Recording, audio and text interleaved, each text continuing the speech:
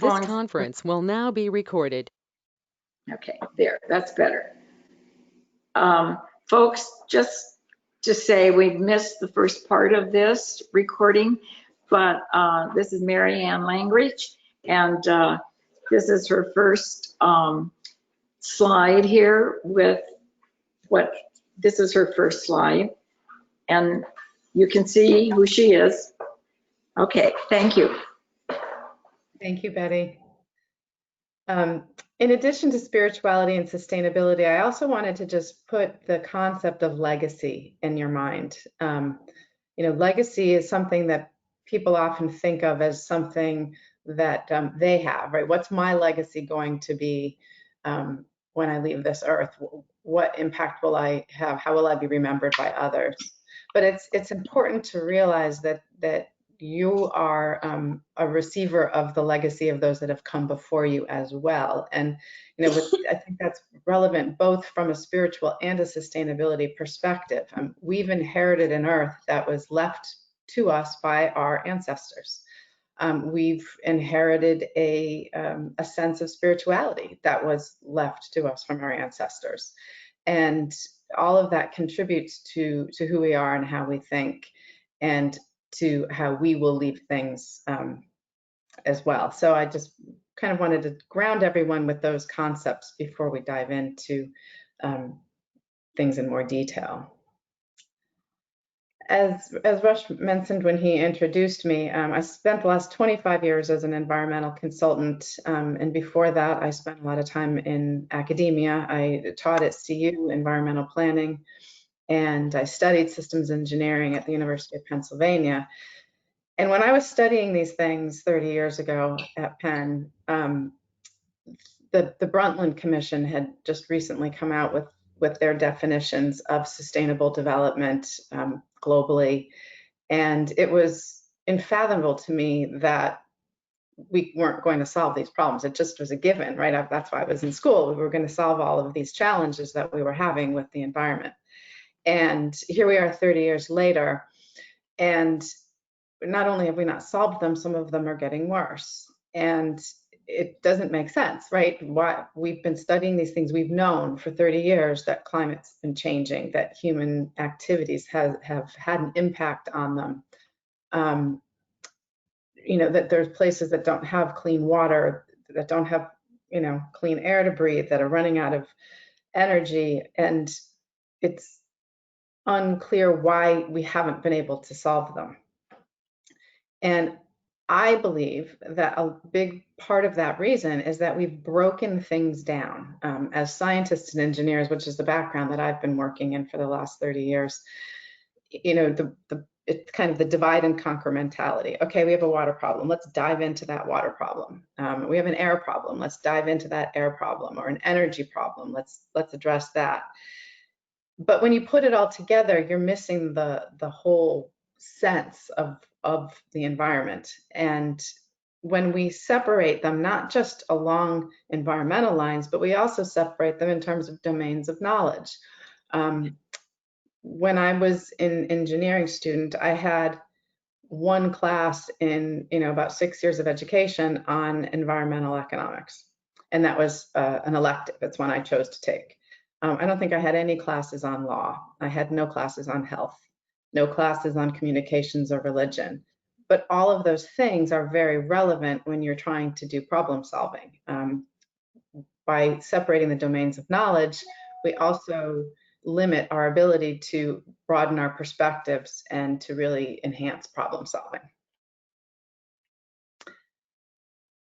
Probably the most well-known sustainability focus right now is through the United Nations, and they have 17 sustainable development goals that are presented here. If you're interested in this, I definitely suggest going to the UN site on sustainable development. There's an incredible amount of information about these goals and the different actions and programs globally to address them. The reason I wanted to share this with you is that you'll see that not all of them are environmental. There's some other factors here that are as important as the environment. Poverty, hunger, infrastructure, peace. These things are related to our quality of life. And you could have a beautiful environment and no food, and you wouldn't have very good quality of life, and vice versa. You could have plenty of food and a terrible environment and a poor quality of life. So it's the balance of these goals that is what sustainability is all about. It's finding that delicate balance, and it's quite frankly not a static thing to achieve. It's going to require us to have a mindset and a set of systems and methodologies to continually find that balance. The environment isn't static, and as much as we as humans like to think we can control it all, we can't. So we have to have a nice ebb and flow with what's going on in the world and the universe around us in order to continually balance all of the factors that are part of this sustainability program. Does anyone have any questions about sustainability or sustainable development before I move on?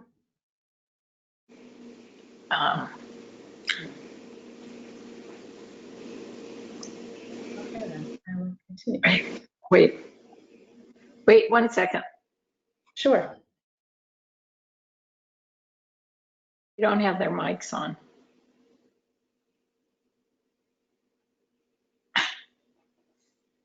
Turn on your mics if you want to chat, if you want to ask a question, okay?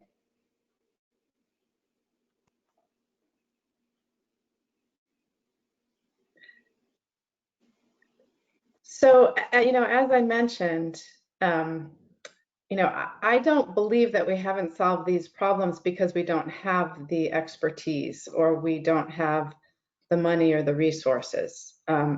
I think that in order to address these challenges, we have to synthesize ideas. And so when I left my prior business, which was as an executive with an environmental infrastructure firm,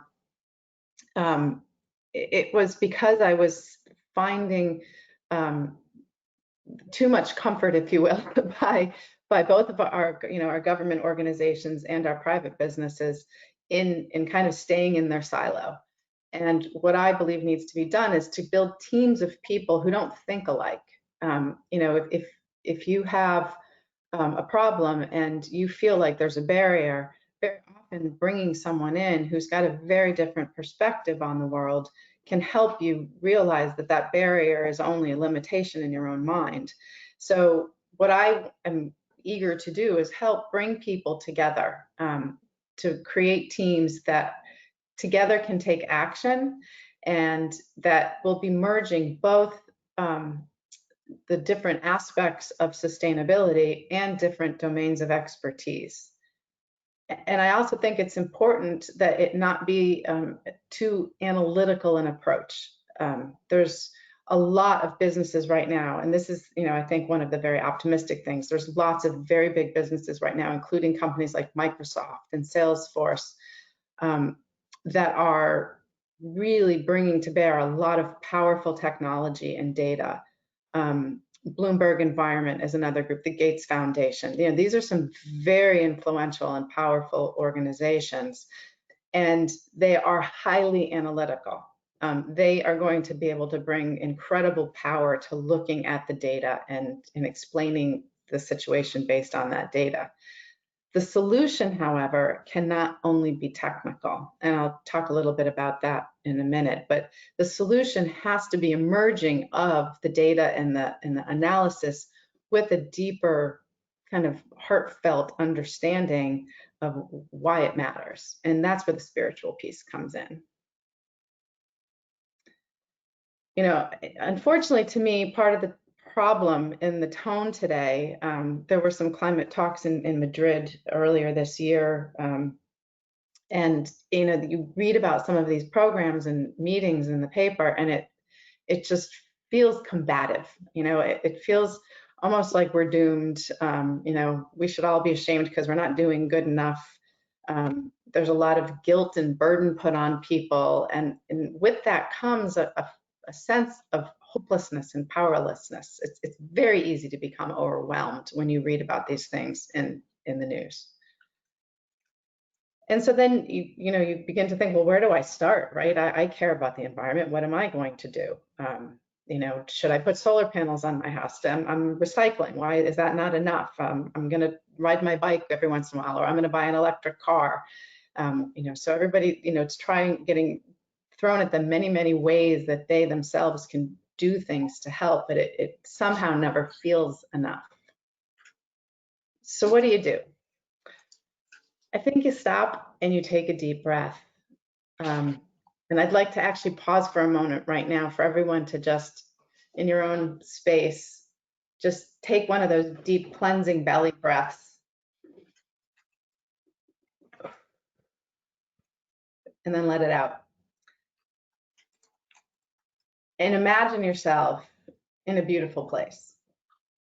Hopefully your home is a beautiful place, but imagine yourself maybe, in Rocky Mountain National Park, and feeling the clean air and feeling part of the world around you, and getting a sense of being grounded. And I think it's really important to take those deep breaths whenever you're thinking about or reading about or worrying about something related to the environment. You kind of have to let yourself become centered and realize that you are powerful. You have total control over your actions, your words, and your thoughts. And sometimes it might not feel like you do. Sometimes I'm sure it feels like your actions and words don't matter, and that you can't control your thoughts because your mind's are racing. And that's why the sense of centering yourself and letting yourself feel grace enter you can really help you overcome that sense of helplessness that you might feel. And you can pause and you can kind of reframe the situation and think about it again in terms of legacy. Your legacy is about your actions. You should feel free of judgment and not being good enough. You control your actions, and your actions are based on you being able to do your best at any moment in time, given what you know. So I think this is a very important aspect of us feeling and knowing that we can be part of the solution. I had the opportunity last year to take an online class on positive psychology, and it was fascinating. And I've read quite a bit on this. I always joke now that if I could go back and study again in college, I would probably become a psych major, because I've realized that in order to get anything done, it's really about how you work with people and how you understand and relate to people. You can study plenty about computers and analytics and engineering and science, but putting it into action really requires understanding people. And one of the first pieces I think that's important is to recognize that we are all connected and to each other and the environment around us. And that includes people that we don't agree with. That includes politicians that we don't agree with, and businesses that we might think aren't acting responsibly. But when we create an us versus them attitude, what we're doing is setting up walls and making it harder for us to connect and to problem solve together. Related to connection is empathy. And empathy includes understanding that everybody has their own perspective and their own way of thinking, and trying to come to some understanding. You might not agree with it, but judging it doesn't help. I was having a conversation with my teenage son a couple of weeks ago about perspective, and he was complaining about something someone said that he read online. And I said, well, everybody has, their own perspective. And I said, just like you have your own perspective. And he goes, well, of course, but mine is the right perspective. And I think we all tend to think that, right? My perspective is the right perspective. But I think the more we can do to have empathy for those that we don't think alike with, that we have the opportunity to build further connection. And that connection will lead to better problem solving and solutions. The other concept here is reframing. And this relates a lot to what I was talking about with the doom and gloom. It's important, in the midst of everything, whether it's us all being socially distanced today, or whether it's some degradation of the environment, or something related to sustainability that makes us uncomfortable. Letting ourselves get sucked into the negativity of it again is not a powerful place to be. And it is possible to step back and simply think about something differently. I don't know how many of you have brought gratitude practice into your life, but gratitude practice for me is a great way of supporting this reframing. No matter what might be going wrong around you or how down you feel, you can think of something very simple that makes you recognize that, yes, you have connection and there is some hope and some good in your life. And from that, you can build. So I highly recommend some kind of a practice to help you with that reframing on a regular basis. And then finally, love. A lot of times when we are acting out of fear, we are, harming ourselves and, the environment around us.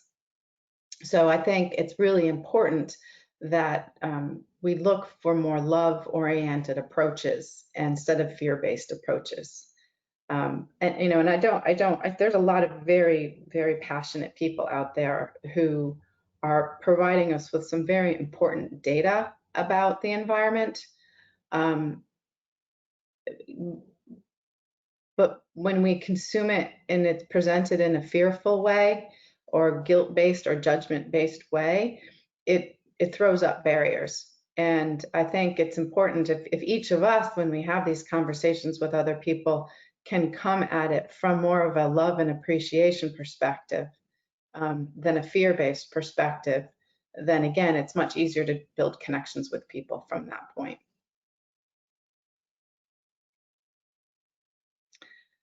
So, what can you do? This is a conversation that Betty and I have had now over the last number of weeks. You aren't helpless. You do have the power to make a difference. And I think that one of the important things is that the root of environmental degradation and any kind of action that is not sustainable, it all comes down to overconsumption. Many times consuming becomes unconscious, whether it's online shopping or mindless eating in front of the television or anything. When you're consuming and acting in an unconscious way, you're really trying to fill a void. You're trying to fill something that's missing within you, and that tends to lead to overconsumption. And then the ripple effects of that are detrimental to the environment. So I think it's very, it sounds simple, but spend some time becoming aware of your actions. Consider what you buy and why, and stop and appreciate what you have.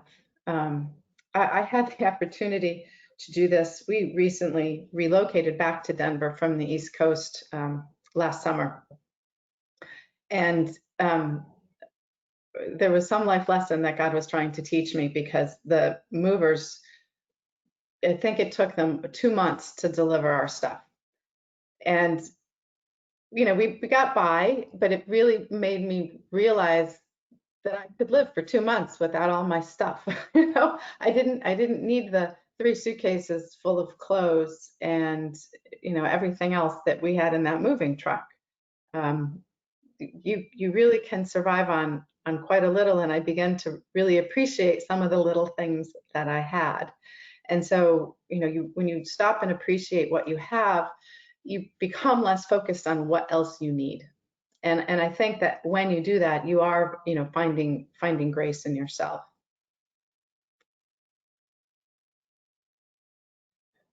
The other thing that's important to understand is that your voice as a consumer is very powerful. So when you buy things that fulfill your life and help you have, you know, health and sustainability for your own personal well-being, then, you know, the businesses do listen, and they are paying attention to the fact that trends are changing, and if nothing else right now, especially with the impact of the pandemic and what people are buying and not buying, a lot of people are paying a lot of attention to consumer behavior. And so it's actually quite an interesting time for you to think about what it is that you consume. And, you know, one is animal products. There's quite a bit out there about the impact of animal-based eating and the impact that has on the environment, both from the agricultural piece alone, as well as the shipping and harvesting. And, you know, something as simple as eating one plant-based meal a day or even a week can have a profound impact on our carbon footprint here on Earth. It's, you know, of course, there's people out there who are going full on, and if you've not seen Forks Over Knives, it's a great documentary that explains the concept behind not just the environmental impact, but also the impact on your own personal health. But something as simple as doing one plant-based meal a day or a week can really make a difference on sustainable development. The other is cleaning supplies. Certainly everybody's been stocking up quite a bit on cleaning supplies lately, and I think it's almost impossible to find bleach or Clorox wipes in the stores these days. And, you know, virus aside, it is important to think about what's the appropriate cleaning that's necessary for the circumstance. There's all kinds of more environmental friendly approaches to cleaning. And, you know, for example, I know there's a lot of these pods that have popped up, and I've used them myself, to be honest with you. The pods that you use in the dishwasher or in the washing machine, they're surrounded by a very thin layer of plastic that holds the cleaning supply together. When that plastic disintegrates in your machine, it enters the wastewater stream and ends up flowing out into the environment. It's, you know, the wastewater is treated for the bacteria and the things that are in the water, but the microplastics don't get treated. They end up getting discharged to wherever your wastewater is discharged. And so, you know, it's important to think when you're consuming and buying products, what happens to that when I'm done with it? You know, when I throw it down the sink or throw it into the machine, where does it go? Wipes are another one. There's been quite a bit now about, you know, the flushables, quote unquote, flushable wipes. They've been marketed as flushable wipes, but for the treatment plants that get these things downstream, they wreak havoc with their ability to effectively treat the water that comes to them. So I guess, you know, buyer beware, I guess. Don't always believe the marketing. It's good to, if you can, to pause and think about where does it go when I'm done with it. Same goes for things like food containers and fast fashion. I read something this week saying that they think that's been the death of fast fashion, and I think that's great. I don't know if any of you are aware of that, but, you know, some of the stores where you're buying something that's in style this month at a very low price because it's not meant to last you any more than 3-4 months, and it's made in some factory overseas where people aren't treated very well. All of those things contribute to the bigger picture of sustainability. And again, if you step back and think to yourself, why am I buying that? And is it really going to add anything special to my life? And if it is, then you don't have to feel guilty about it. The intent of this isn't to shame or judge people into acting a certain way. It's really to just help you take a chance to be aware of what it is that brings you joy and whether your actions are supporting that or not. And the businesses will respond to your consumer behavior. Collectively, it does make a difference. There are some times of feeling that you as an individual can't make a difference, and that humans are not the cause of these problems, that there's nothing that we can do. All of these things would happen anyways, climate change and environmental degradation. It's just a matter of the way the world is. I believe that over the last couple of months now, we've realized that, yes, human actions do matter. These are just a couple of examples. The one on the left here, actually, I love this because I had the opportunity a couple years ago to go to this park in South Africa, and we couldn't for the life of us find any lions. And so the guide kept saying, oh, the lions are very good at hiding.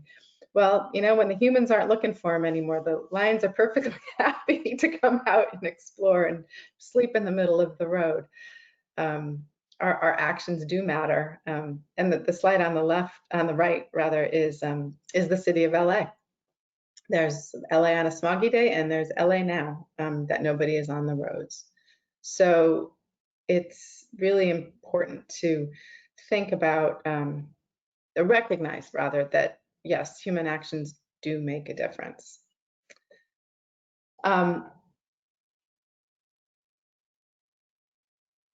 So, in thinking about where we are right now, and this whole concept of spirituality, we are in the middle of a pause. I know we're all very eagerly awaiting the time when we feel it's safe to be able to go back to the way things used to be.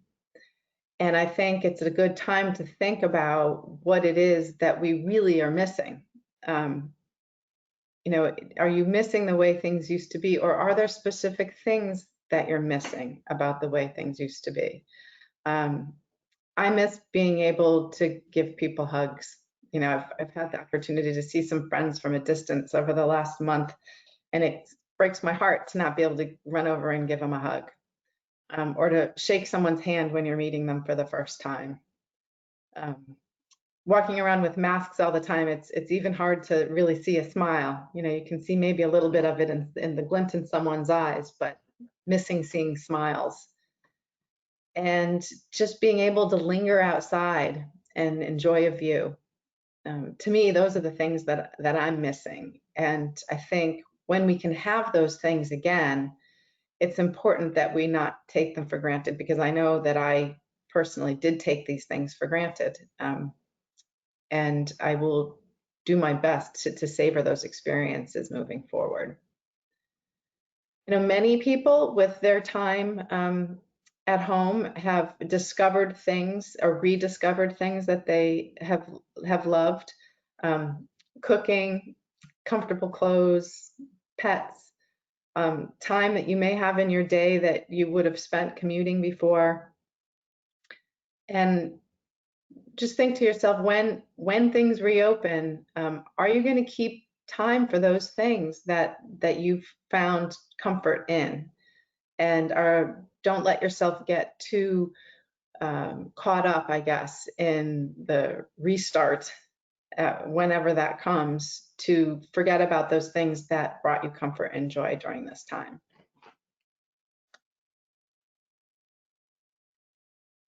And I guess with that, I'm going to just kind of close with this thought and reminder of the definition of spirituality that I began with, that spirituality is the measure of how willing we are to allow grace, some power greater than ourselves, to enter our lives and guide us along our way.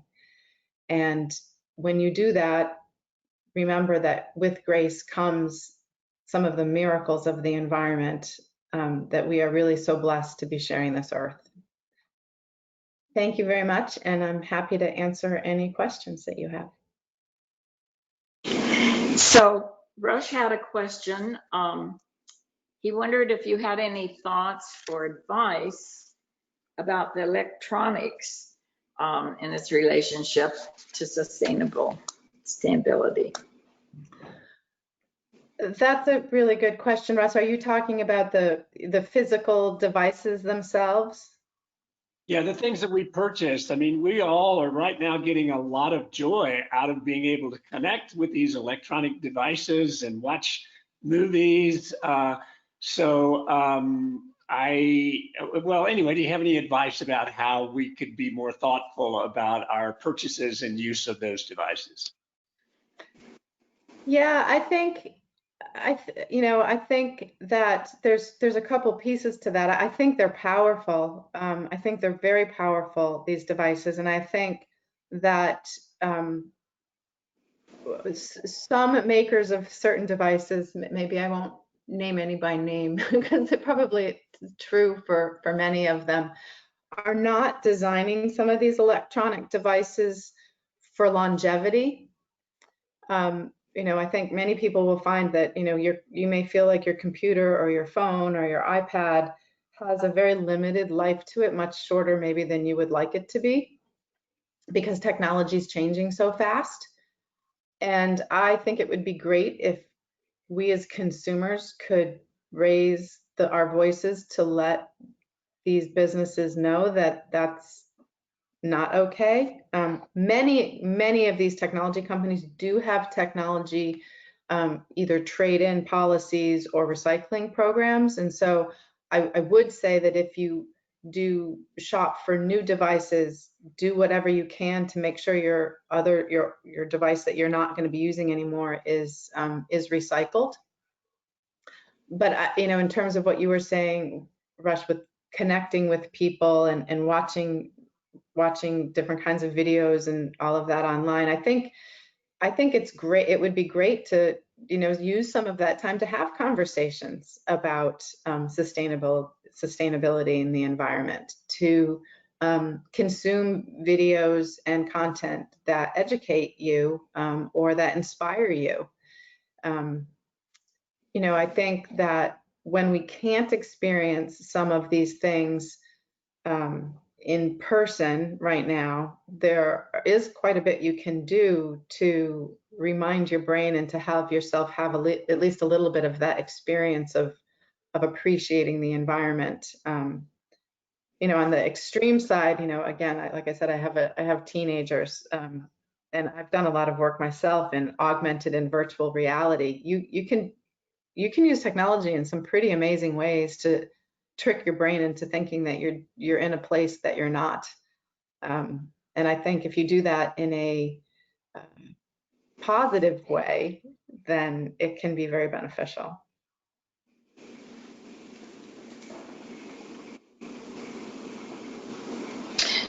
Are there any other comments or questions? I will say that the part. Hey, Go ahead, Bruce. I want to add, though, to this business of the electronics. There is an element to this that's very, very beneficial. Some of us have just finished reading a book called More from Less, and it turns out over the last 30 or 40 years, we've been using less materials, metals, and all kind of resources, and that's because of technology. And take a look at the iPhone or any phone. We no longer get a newspaper. We read it online. Look at all the things we read online. Take cars, for instance. The shared economy that a phone allows us to do. We don't have to buy a car anymore. And it goes on and on like that. So there's a very good aspect to some of this electronics.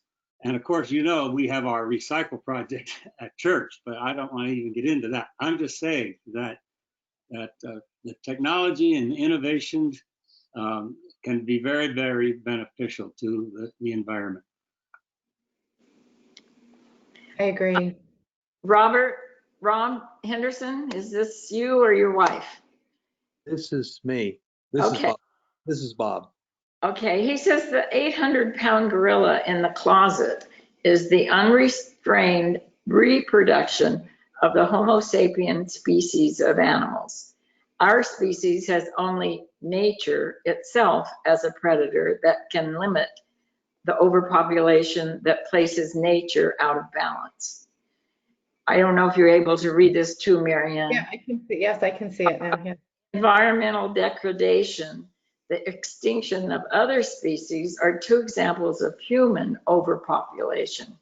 On the international stage, is there any conscious discussion of this evolving crisis that, if left unchecked, could result in the extinction of our species?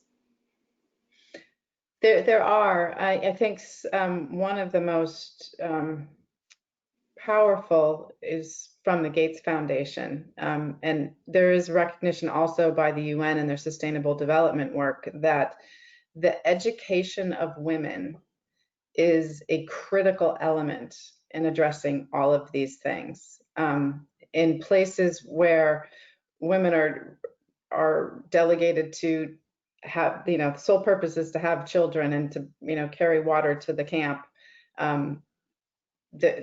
There's just not the same level of ability to act in a sustainable way. And so a lot of effort is being put in by organizations in that to address that aspect, with the understanding that that will help with the overpopulation problems. That was a good question. It was a great question. I read in this paper this morning where the answer to the cougars coming down out of the mountains because of, again, human pressure is we're going to kill off all the cougars. Well, we're doing all that anyway without letting some people who like to hunt a lot have free license to go out and kill them a little faster. And that really saddened me today. And I keep asking myself, at what point do we acknowledge that the planet cannot sustain a human population above a certain number? And have we projected that? Have we had the courage to ask that question? And then what are we going to do to address it? Well, there's another angle to that. The concept of carrying capacity of the environment is one that's always been very fascinating to me. And I believe that it's not just the pure number of people on the planet, but it's where everybody chooses to settle. And so you see that exacerbate itself in places like San Francisco, the Bay Area, for example, where you have such an influx of people that not only can the environment not handle it, the economics can't handle it, and you end up with extreme conditions of homelessness like they have there. So it's a lot of it. There are market-based approaches to helping to navigate that.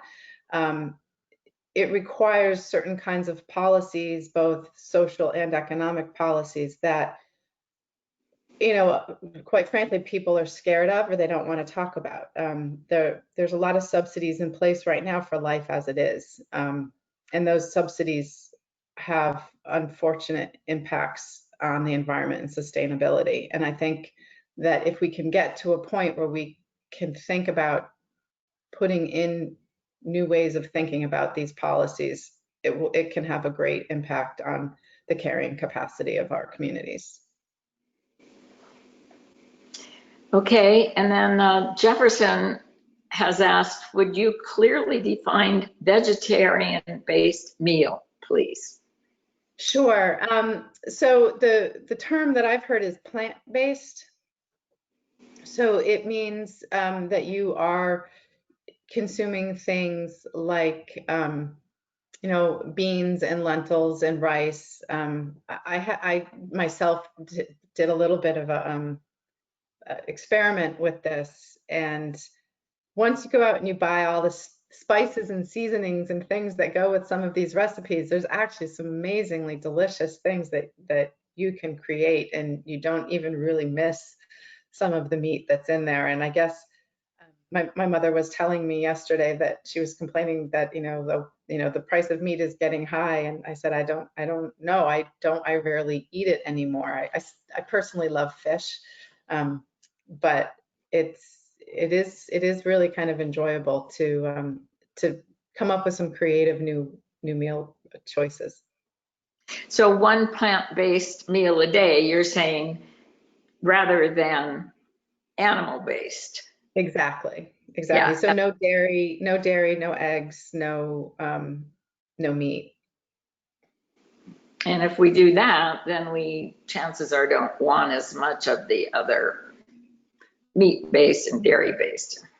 That, but you know, it does cut down an amazing amount of carbon emissions. So there's a direct environmental impact for eating plant-based. And if you haven't had a chance to see the documentary Forks Over Knives, it was on Netflix for a while. I'm not sure if it's still there or not. I would highly recommend it because there's some incredible health benefits as well. And you do kind of feel like you've been lied to your whole life by the little food triangles that we've all memorized over the years.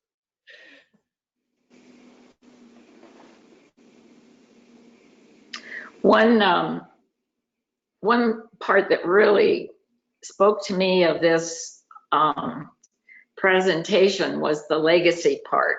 And it was just an interesting realization or reaffirmation for me to realize that, you know, how much we think about our legacy and how little we think about the legacy that has been given to us.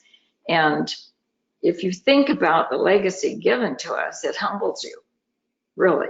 And if you think about the legacy you want to leave, it makes you like want to be, you know, I think want to be maybe selfish and, you know, I mean, makes you want to be, you know, big time.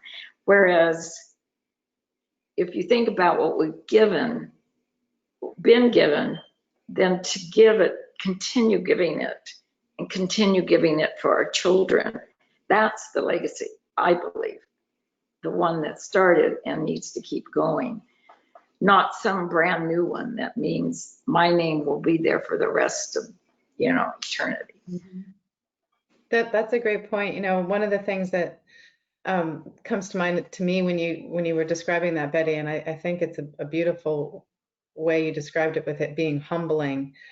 When I was little, I had my aunt had a little cottage on the shore in Connecticut, and one of my favorite things to do was to go for a walk with her and count the starfish that were along the side of the beach.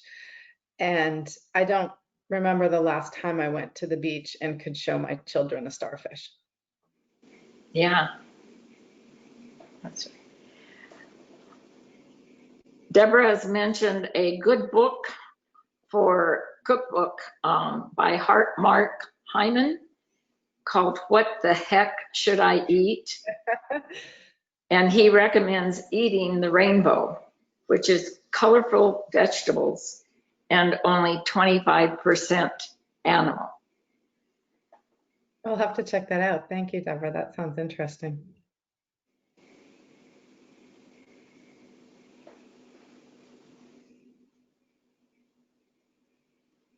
If there are any other questions or comments? I was just going to make a comment that, you know, faith-based communities focus a lot on spirituality. They think you know, that's something of a lot of interest for them. And I was just trying to think what we could do special. And maybe one thing is look for joy in the environment in our sacred writings in the Bible. Look for passages which remind us of that, and to share those or feature one of those in our Sunday bulletin when we have Sunday bulletins again, or to make that an area of study for some of our study groups. We already have lots of activities with our green team, but anyway, I was thinking about featuring Bible verses that find joy in the environment. That's a good idea. I'm hoping that the pastors can see this as a recording, because I do think you give them good perspective too in you know, in talking to the congregation.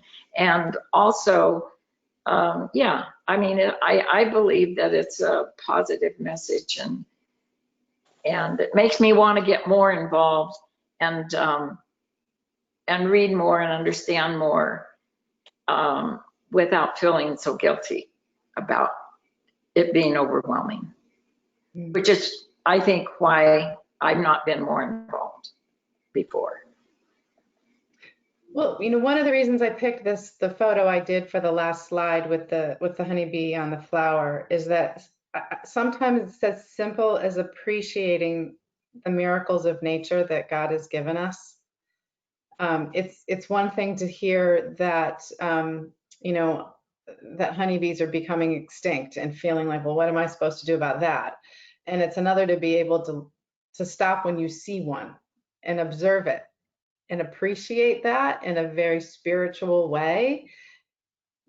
I believe that pure act of stopping to appreciate has a benefit, whether you feel it directly or not. Yeah.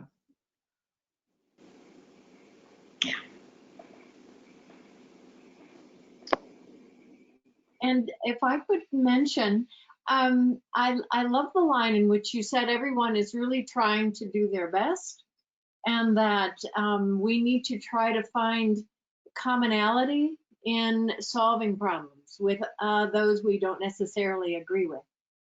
I think that needs to be a huge effort, because otherwise we stay separate and rail against those who don't think like we do.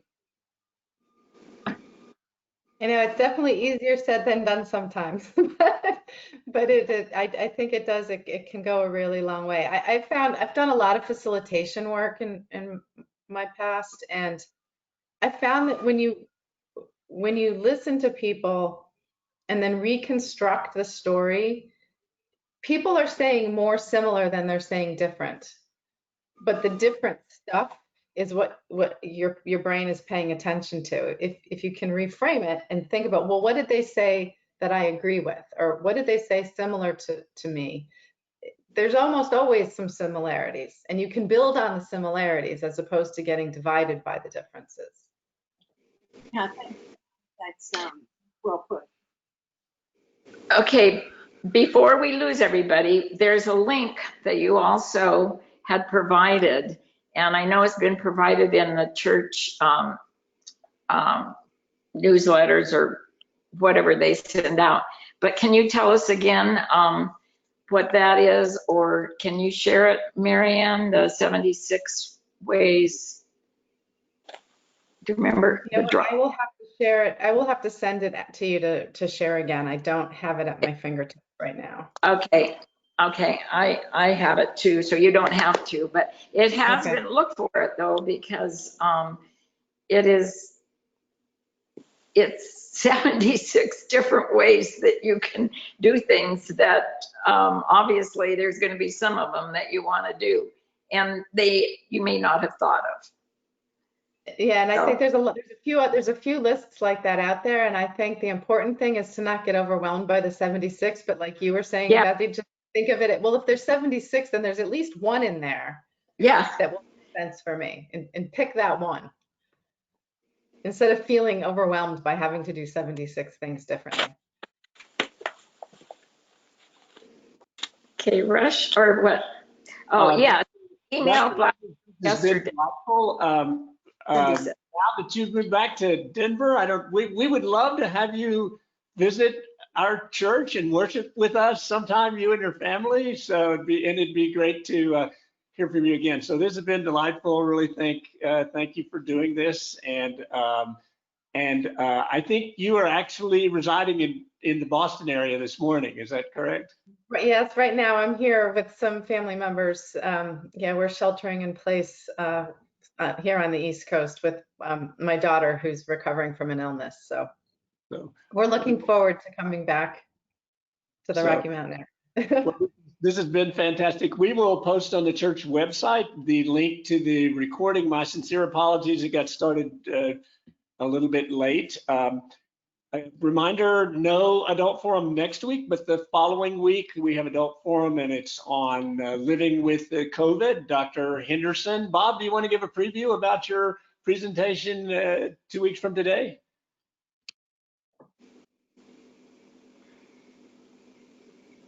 Yes, it's just going to be the most phenomenal, fantastic presentation for adult forum that anyone has ever seen. It beats any other adult forum that ever existed, and it beats anything that was done under any pastor that preceded this pastor. We're really looking forward to this. Everybody is going to do so well, and we're going to be so prosperous because of this event. Thanks, Bob. So again, Mary Ann, thank you so much for the presentation today and for joining us. It's been great. And come back and join us 2 weeks from today. Thank you all. Have a wonderful Sunday. Thank you, Mary Ann, so much. Okay, you have a good day as well. Bye, You too. everybody. Bye, everyone. Bye, everybody. Have a good week.